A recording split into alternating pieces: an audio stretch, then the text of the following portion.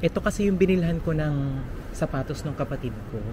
So, yung mga mall kasi dito sa Japan, wala namang mga security guard. Kaya pwede kang pumasok ng hindi mo kailangan buksan yung bag mo.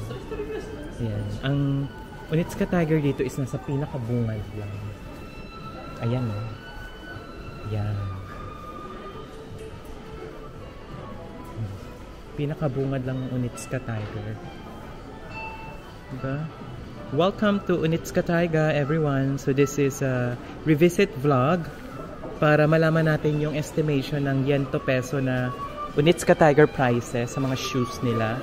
Ngayon, punta na tayo sa pinaka-exciting part, which is ang pag-visit mismo ng bawat item dito sa Japan.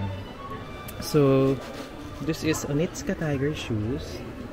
Nakikita niyo naman parang gold ang ano niya, pinaka outer layer. Ito is 15,000 yen, Onitsuka Tiger.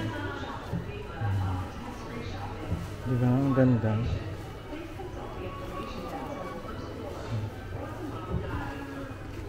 So this is 15,400 yen.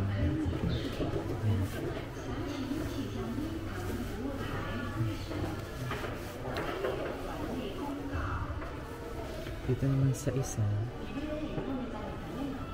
ito is 18,700 yen.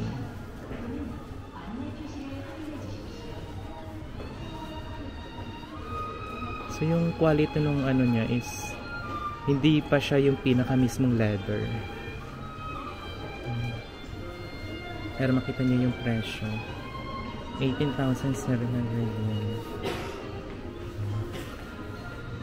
Dito naman 15,400 yung Onitsuka Tiger. Ito silver. Yung kanina gold yun.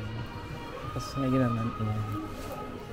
Tapos itong mga Onitsuka Tiger na nandito naman